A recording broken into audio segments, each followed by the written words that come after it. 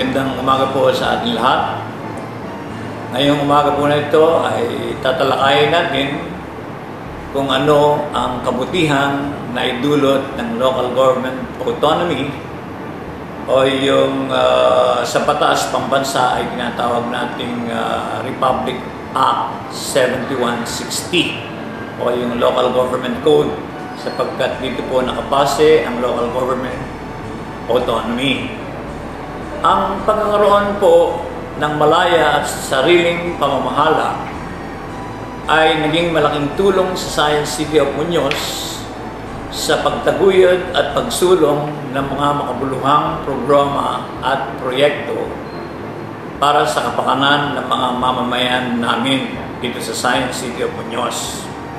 At marahil ang pinakamahalaga sa lahat ay yung aming tulong sa national government, sapagkat kami ay kauna-unahan at kaisa-isahang Science City sa buong Pilipinas.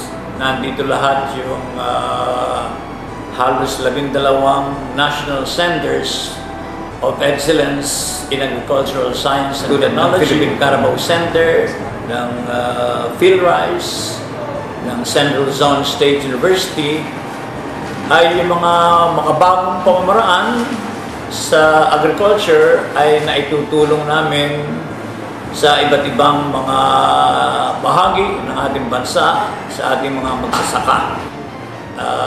Yung pong mga latest breakthroughs in agricultural science and technology ay sa pamamagitan ng mga national centers of excellence ay nakararating po sa iba't ibang bahagi ng ating bansa.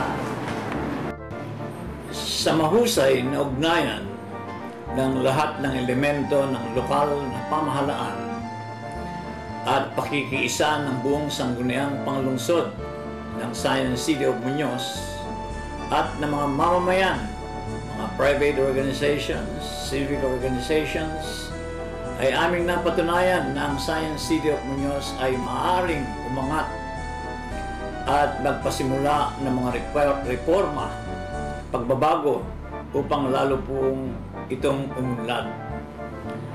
Lalo pa nitong napagtibay at napayaman ang mga agricultural breakthroughs o yung mga resulta ng mga pananaliksik sa mga national Centers of Excellence in Agricultural Science and Technology na dito po tinutuklas at pinayayabong ng Muñoz Science Community upang maipakita sa daigdig at sa buong Pilipinas ang angking ganda at galing ng natatangi at nag-iisang lungsod agham sa Pilipinas.